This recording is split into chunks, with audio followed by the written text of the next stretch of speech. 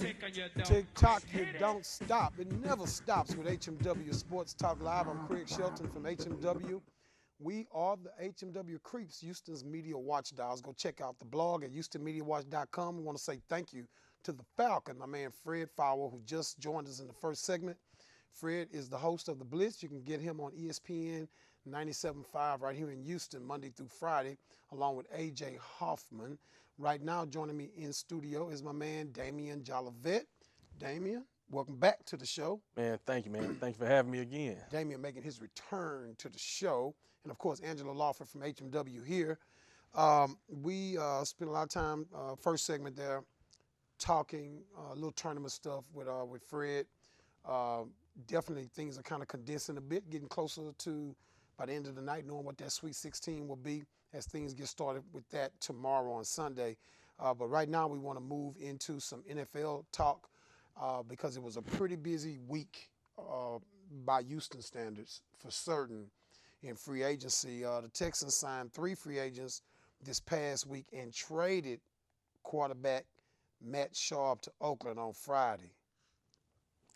I guess that means Christmas came earlier for the Houstonians.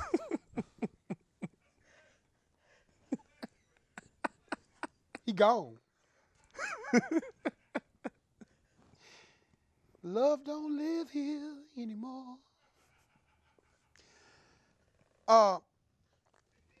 If I was DJ Screw right by now, I'd bring it back. I said the Texans traded Matt Sharp. I didn't say they cut him.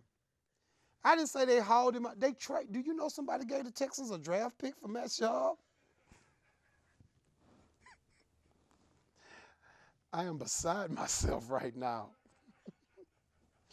Now I know what those weirdos feel like who touch themselves in movie theaters.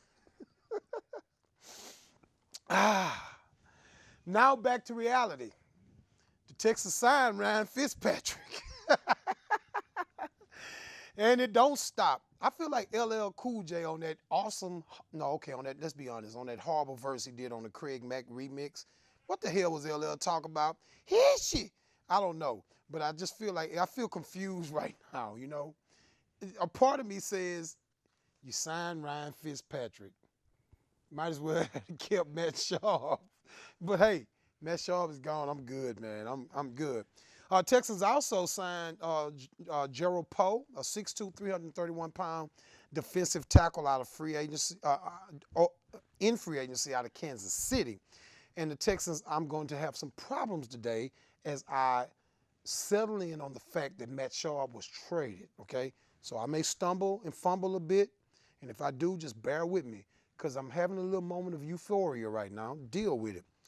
Texans also signed safety Kendrick Lewis. You know a little bit about the safety position, my man. Oh, yeah. 6 foot, 198-pound safety who's played a little football, and I think he'll be a good contributor with the Texans. Here's what I want to try to do with you guys. A lot of speculation up to the point where we've gotten right now in regard to the Texans. Some of the speculation and some of the angst over the Texans' lack of moves really kind of surprised me from some of the folks it came from, respected folks, because what the hell did you expect? You know what the salary cap situation is. You know what the roster needs are. Right. There's no way the Texans can fix all this in 1 year with the salary restraints of the cap and the amount of picks needed and the fact that you don't have a premier quarterback on your roster who helps mask a lot of issues. You got a bad offensive line.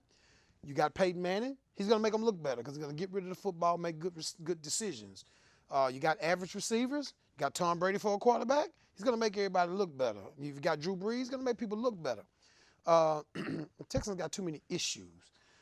So while of the angst over what the Texans weren't doing in the first round of free agency, in that first wave when all of the high-dollar guys are being signed, I mean, what the hell did you expect? The Texans weren't going to be active. Let me start with Angela on this. I think part of the problem, what I've heard being said by the local media, was that basically since Bill O'Brien's been hired as a Texans coach, they've really run a tight ship. Everything's been just shut down on lockdown. So there was no information. So it was all speculation.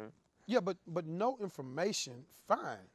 But that we all had enough information already. See, Right. we all knew that the salary cap was an issue. We all know there are a tremendous amount of roster needs. I just didn't understand all of the hell folks were raising, and then they passed that on their little sports talk shows and stuff to the listening base, and then the fans react to that, and it just I've said for the longest, and I just can't get away from it. I know that's what we do with HMW.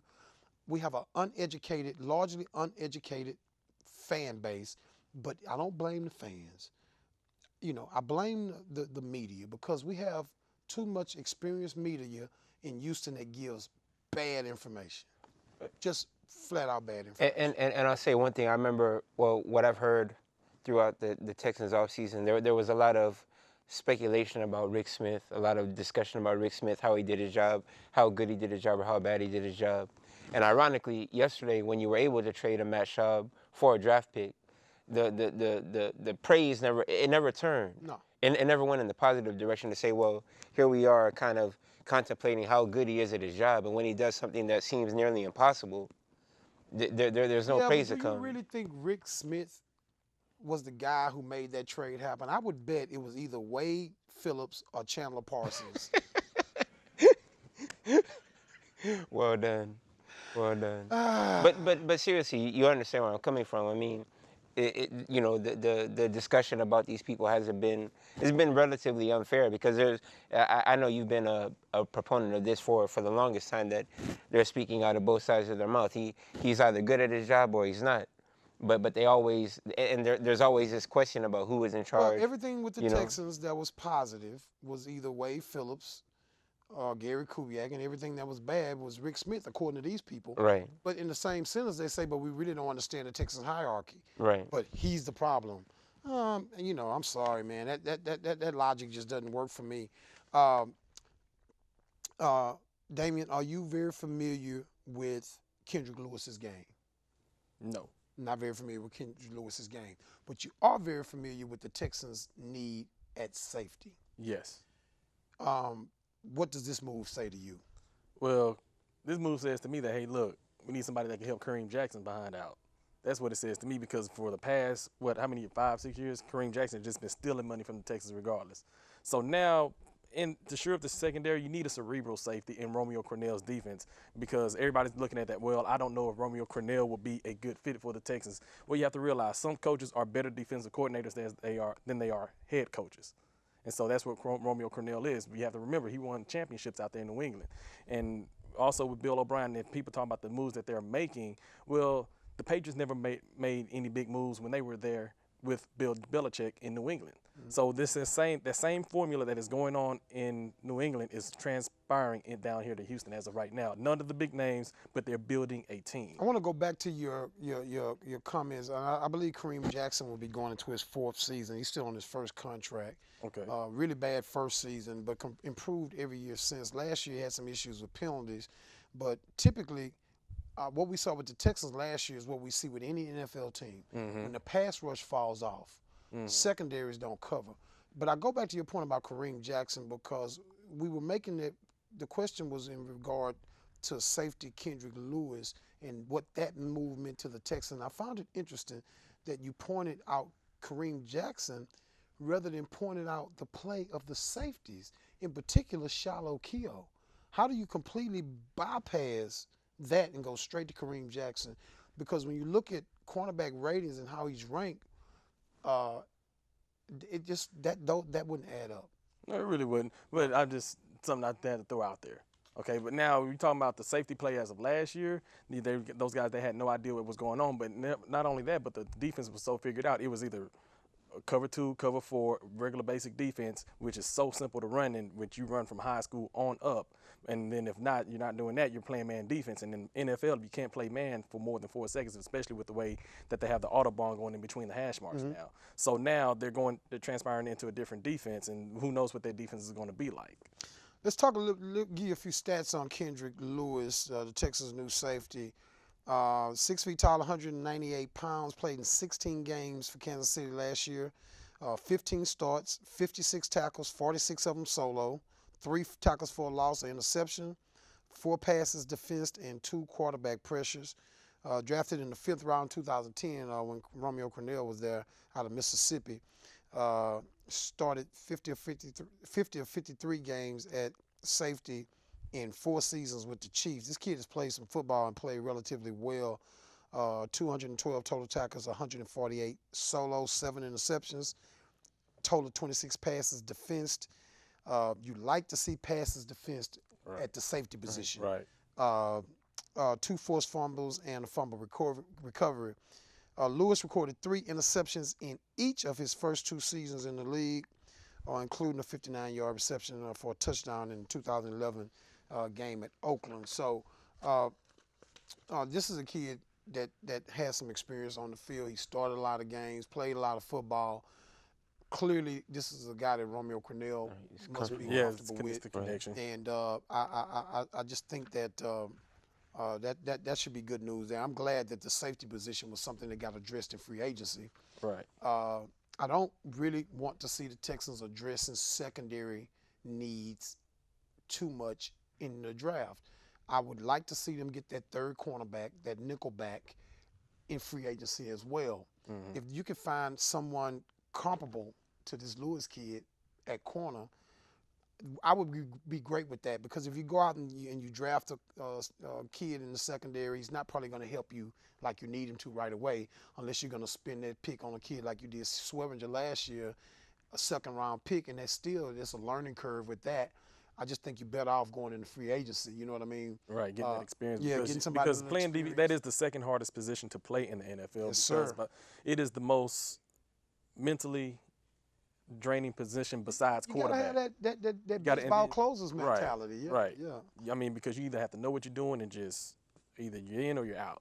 One of the two. Yeah, no doubt about that. We got about a minute left. When we get back, we'll continue with the Texan talk. We'll talk about the first free agency signing of the week was nose tackle Jarrell Poe. We'll talk a little bit about him. And actually, Poe was the kid that was actually with the Chiefs. He's actually the kid that I believe they drafted under Romeo Cornell's time there. I think I said Kendrick Lewis was. I don't know that was accurate.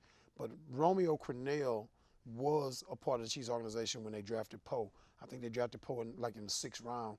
6th round will be a good conversation today, because with that draft pick coming back from Matt Shaw being a 6th-round pick, I want to talk a little bit about that too, because 6th-round picks can be pretty valuable, and I'll prove to you what I mean by that.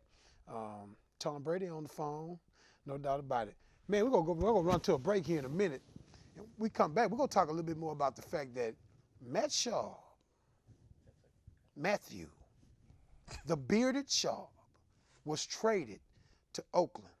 I'm pretty sure black gangbangers all over the Bay Area are running out buying their number 8 Oakland Raider jackets to praise that OG gangster himself, Matt Shaw, because I'm sure all the OGs in Oakland, I know Too Short probably in the studio right now. He probably went back to his old teeth. You know, Shaw got his teeth fixed. Probably went back to his old teeth, Richard. I bet Too Short in the studio right now. Wow, wow, wow, wow, wow, wow, wow, wow, wow, wow, wow, wow, wow. I once knew a freak. His name was Shaw. Throw a pick 6, Bob on the knob. We'll be right back. HMW Sports Talk.